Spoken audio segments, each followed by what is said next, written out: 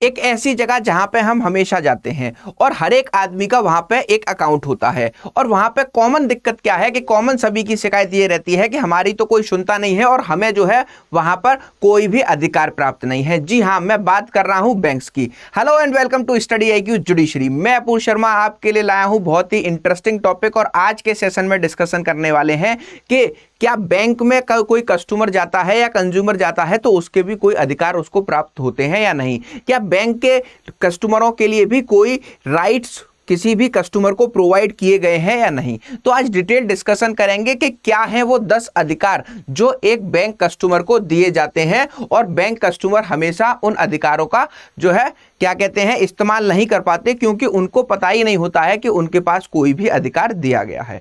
चलिए तो शुरू करते हैं। सबसे पहले अगर आप मुझसे कनेक्ट होना चाहते हैं तो मेरा ये टेलीग्राम ग्रुप है, यहाँ पे आप मुझसे कनेक्ट हो सकते हैं। अपूर्व शर्मा स्टडी IQ जुडिशरी के नाम से ये जो है ग्रुप आपको टेलीग्राम पे मिल जाएगा। यहाँ पर मैं आपके जो है सारे टॉपिक्स जो आप मुझे बताते हैं उनसे रिलेटेड वीडियोस लाता हूं और जो है क्या कहते हैं जो भी बच्चा अदर स्टेट्स के जुडिशियल एग्जाम की प्रिपरेशन कर रहा है उनको गाइडेंस भी प्रोवाइड करता हूं। अगर आप मुझसे इंस्टा पे जुड़ना चाहते हैं तो ये मेरा इंस्टा अकाउंट है, यहाँ पे भी आप मुझसे कनेक्ट हो सकते हैं। कि जो भी हमारे कस्टमर्स होते हैं बैंक में, जो भी व्यक्ति जा रहे होते हैं उनके क्या क्या अधिकार होते हैं। बहुत से लोगों को यह पता ही नहीं होता है कि बैंक में उनके कुछ अधिकार उन्हें दिए गए हैं और ये अधिकार वो जो है इस्तेमाल कर सकते हैं। बहुत से लोगों की शिकायत यही सुनने को मिलती है कि हम बैंक जाते हैं, वहां पे हमारी सुनवाई नहीं होती, हमारी कोई सुनता ही नहीं है, हमें कुछ जो है अधिकार ही नहीं है, वहां पे वो अपनी मनमानी करते हैं। लेकिन ऐसा नहीं है। आज के सेशन में मैं आपके साथ डिस्कस करूंगा कि रिजर्व बैंक ऑफ इंडिया की तरफ से और गवर्नमेंट ऑफ इंडिया की तरफ से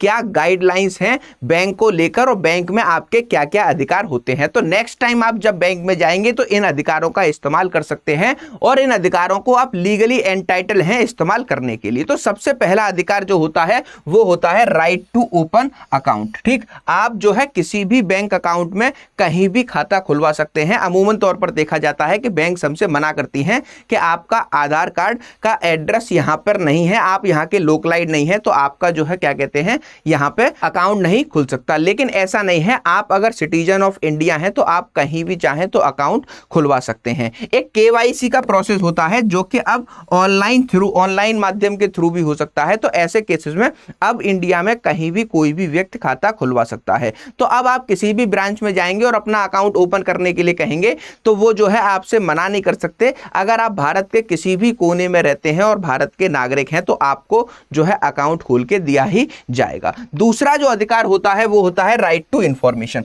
राइट टू इंफॉर्मेशन एक जो है बहुत ही इंपॉर्टेंट अधिकार है। इसमें अगर आप किसी भी बैंक में जाते हो और आपको किसी भी चीज की सूचना लेनी होती है, इंक्वायरी करनी होती है, तो वहां पे आप कर सकते हो। मान लीजिए आप किसी भी बैंक की हेल्थ पॉलिसी लेना चाहते हो या किसी बैंक से लोन लेना चाहते हो तो उसके रिस्पेक्ट में जो है आपको पूरी डिटेल सारी कंडीशंस जो है लोन के रिस्पेक्ट में बैंक बताने के लिए बाध्य होते हैं। तो ये एक बहुत ही इंपॉर्टेंट अधिकार है। और अगर आपने कोई भी इंफॉर्मेशन लेकर ठीक है अकाउंट खुलवा लिया है या फिर क्या किया है या फिर आपने बैंक से लोन ले लिया है तो ऐसे केसेस में अगर बैंक जो है अपने टर्म्स एंड कंडीशन में चेंज कर रहे हैं तो उन्हें एटलीस्ट क्या करना होगा 30 डेज बिफोर, क्या 30 दिन पहले क्या करना होगा, 30 दिन पहले आपको नोटिस भेजकर, लिखित नोटिस भेजकर ये सूचना देनी होगी कि हमारे जो है टर्म्स एंड कंडीशन चेंज हुए हैं। तो जितने भी कस्टमर हमारे इस टर्म्स एंड कंडीशन से इफेक्ट होंगे उनके लिए ये जो है एक सार्वजनिक नोटिस है। तो सारे बैंकों को क्या करना होता है, अगर आपने जो है इंफॉर्मेशन लेने का आपका अधिकार है और अगर इंफॉर्मेशन के बेसिस पे आपने कोई भी स्कीम को अडॉप्ट कर रखा है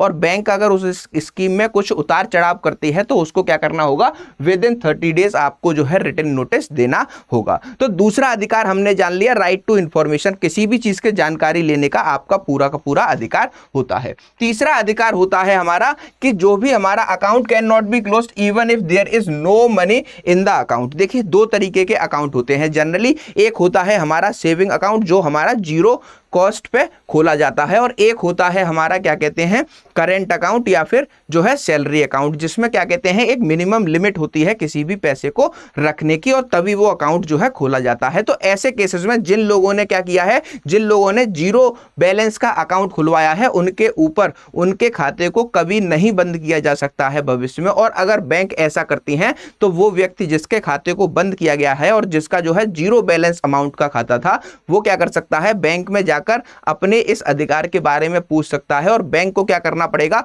बैंक को जो है जो भी खाता उन्होंने बंद किया है उसको जो है क्या करना पड़ेगा, फ्री ऑफ कॉस्ट जो है दोबारा से शुरू करना पड़ेगा। तो अगला अधिकार आता है कि बैंक आपके खाते को, तो तीसरा अधिकार हुआ कि बैंक आपके खाते को बंद नहीं कर सकता है चाहे उसमें पैसे हैं या फिर नहीं है। चौथा कि अगर आपके अकाउंट को जो है बंद कर दिया गया है तो उसको जो है रीस्टार्ट कर दिया जाएगा आपके कहने पर फ्री ऑफ कॉस्ट, और आपसे उसका कोई भी चार्ज बैंक नहीं ले सकते हैं। मैं बात यहां पे कर रहा हूं सेविंग्स अकाउंट की, और सेविंग अकाउंट में जो है आपका जीरो बैलेंस का खाता है तो बैंक उसको कभी भी नहीं बंद कर सकते हैं। अगर बैंक ने बंद कर दिया है तो वहां पे आप उसको जाकर शुरू करा सकते हैं, उसके लिए बैंक आपसे कोई भी चार्ज नहीं लेगा। ठीक, तो ये दोनों अधिकार हमने समझ लिए। आगे चलते हैं पांचवा कि elderly and disabled will have to provided all services at the single window. देखिए यहां पे बात हो रही है अब किसकी, जितने भी हमारे ओल्ड एज पीपल होते हैं या फिर फिजिकली डिसेबल्ड पीपल होते हैं तो उनकी बात हो रही है। उनके लिए जो है एक अलग से सेपरेट काउंटर बना होना चाहिए और उसी काउंटर पे सारी सुविधाएं उनको मिलनी चाहिए। ऐसा नहीं होगा कि डिसेबल्ड पर्सन और जो ओल्ड एज पर्सन है वो बैंक में जाएंगे तो वो भी जो है इधर उधर हर एक काउंटर पे भागते फिरेंगे। तो जब बात होती है सरकारी बैंक्स की, तो सरकारी बैंक में हमें देखने को मिलता है कि वो अपनी कुर्सी से हिलना ही नहीं चाहते हैं और आपको बार बार परेशान करते रहते हैं। यहां से उस वाले काउंटर पे, वहां से उस वाली टेबल पे, वहां से उस अधिकारी के पास भेजते रहते हैं, और वो जो काम जो एक व्यक्ति जो है 2 या 3 मिनट में खत्म कर सकता था उसके लिए आपको 2-3 घंटे घुमाया जाता है। तो उसी से बचने के लिए जो भी हमारे ओल्ड एज पेरेंट्स होंगे या फिर जो भी फिजिकल डिसेबल्ड चाइल्ड होंगे, तो उसी से बचने के लिए जो भी हमारे ओल्ड व्यक्ति जाएंगे, ओल्ड एज पर्सन जाएंगे बैंक में या फिर कोई भी डिसेबल्ड व्यक्ति जाएगा तो उसको जो है सेपरेट काउंटर पे सारी सुविधाएं वहीं प्राप्त कराई जाएंगी। ये भी जो है एक जनरल पब्लिक का अधिकार होता है। उसके बाद आता है कि exchange of old and destroyed currency. ये भी एक बहुत इंपॉर्टेंट अधिकार है कि अगर कोई व्यक्ति जिसके पास पुरानी करेंसी है या फिर जो है फटे पुराने नोट हैं, वो भी ये अधिकारों में आता है कि आप जो है फटे पुराने नोट्स बैंक में ले जा सकते हैं और उसके बाद वहां से उसके बदले नई करेंसी ले सकते हैं। तो ये भी आपका अधिकार है कि अगर आपके पास और आपके घर में कोई भी ऐसा पैसा रखा हुआ है जो क्या कहते हैं फट गया है, पुराना हो गया है और चलने योग्य नहीं रहा, तो ऐसे केसेस में आप क्या कर सकते हैं, उस नोट को लेकर, उस करेंसी को लेकर बैंक में जा सकते हैं, उसको डिपॉजिट कराकर वहां से दूसरी करेंसी ले सकते हैं। ये भी आपका एक बहुत इंपॉर्टेंट अधिकार होता है। आगे राइट टू इक्वल ट्रीटमेंट। देखिए यहाँ पे बहुत ज्यादा इंपॉर्टेंट बात है कि जो भी बैंक के कस्टमर हैं, चाहे वो जो है क्या कहते हैं बच्चे हो, चाहे वो जो है मेजर हो, चाहे वो महिला हो, चाहे वो कोई भी वृद्ध पर्सन हो, सबको क्या कहते हैं बराबरी से ट्रीट किया जाएगा और सभी के काम को जल्दी से जल्दी सुलटाया जाएगा। बैंक कर्मचारी या फिर जो है बैंक मैनेजर किसी भी व्यक्ति से क्या जेंडर के, एज के, रिलीजन के, कास्ट के और फिजिकल एबिलिटी के बेसिस पे कोई भी डिस्क्रिमिनेशन नहीं कर सकता है। अगर बैंक का ऐसा कोई अधिकारी इस चीज को करते हुए पाया जाता है तो आप उसकी कंप्लेंट कर सकते हैं। मूविंग अहेड, 8वां जो अधिकार होता है security will be available with in 15 days. यहाँ पे देखिए सिक्योरिटी की बात हो रही है, वो हो रही है लोन के रिस्पेक्ट में। अगर आपने किसी भी बैंक से लोन ले रखा है और लोन लेने के बाद उस लोन का रीपेमेंट कर दिया गया है, तो जो भी लोन के बदले में आपने सिक्योरिटी बैंक में रखी हुई थी वो आपको 15 दिन के अंदर वापस कर दी जाती है। अगर ऐसा नहीं होता है तो आप बैंक से जाके बोल सकते हैं और अपनी सिक्योरिटी की चीज को, चाहे वो आपके घर के डॉक्यूमेंट हो या फिर वो आपका गोल्ड हो, 15 डेज के अंदर आपको वापस मिल जाती है। मूविंग अहेड, नेक्स्ट अधिकार होता है राइट टू ट्रांसफर फंड। देखिए यहां पे बात हो रही है राइट टू ट्रांसफर फंड, मतलब कि आपका यह अधिकार है कि आप किसी भी बैंक में जाइए और 50,000 रुपए एनईएफटी के थ्रू, ठीक, किसके, एनईएफटी के थ्रू 50,000 का अमाउंट एक बैंक से दूसरे बैंक में ट्रांसफर कर सकते हैं। इसके लिए आपका उस बैंक में खाता होना जरूरी नहीं है।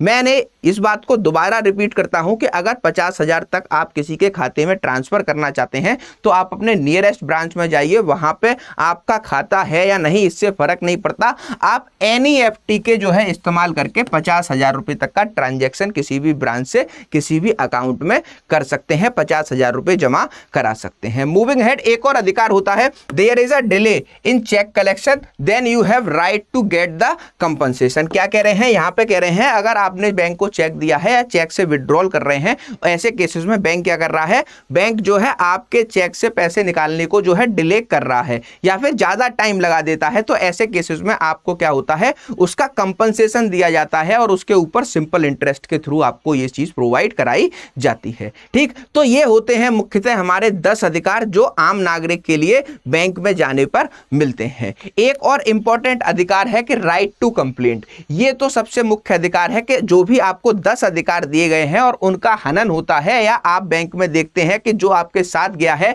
आपके सामने किन्हीं भी व्यक्तियों के इन 10 अधिकारों का जो है क्या कहते हैं, हनन हो रहा है, तो ऐसे में आप क्या कर सकते हैं, ऐसे में आप जो है उसकी कंप्लेंट कर सकते हैं। अगर बैंक कर्मचारी इसको कर रहे हैं तो सबसे पहले आप मैनेजर को अप्रोच कर सकते हैं, वहां पे सुझाव पेटिका होती है, कंप्लेंट रजिस्टर होता है, उसमें कर सकते हैं। उससे भी अगर आप सेटिस्फाई नहीं होते हैं तो आप क्या करेंगे, आप जो है ब्रांच के बाहर, ब्रांच के कंप्लेंट बोर्ड पे जो है जिस अधिकारी को कंप्लेंट की जाएगी उस अधिकारी का नेम, नंबर और जो है ब्रांच का एड्रेस लिखा होता है, तो वहां पे भी आप कंप्लेंट कर सकते हैं। और अगर वो अधिकारी भी आपके नहीं सुनते हैं, जिनका जो है हर एक ब्रांच के बाहर नंबर लिखा हुआ है, तो आप क्या कर सकते हैं, बैंक ओम्बड्समैन को जो है क्या कर सकते हैं, बैंक लोकपाल में जाकर अपनी शिकायत दर्ज करा सकते हैं। वहां से आपको 100% रिजल्ट मिलता है। तो ये सारी की सारी चीजें क्या होती हैं, ये सारे के सारे अधिकार होते हैं एक व्यक्ति के जब वो किसी बैंक में जाता है, और बहुत सारे लोगों को ये अधिकार नहीं पता होते, इसी वजह से ये टॉपिक मैं आपके लिए लेकर आया हूं। ऐसे ही इंटरेस्टिंग वीडियोस लेकर मैं आता रहूंगा। आप मुझे मेरे टेलीग्राम ग्रुप पर सजेस्ट कर सकते हैं कि कौन से टॉपिक्स आपके लिए मैं लेकर आ सकता हूं, या फिर कमेंट्स में भी बता सकते हैं कि कौन कौन से टॉपिक्स मुझे आपके लिए लाने चाहिए। मिलते हैं नेक्स्ट वीडियो में। Thank you.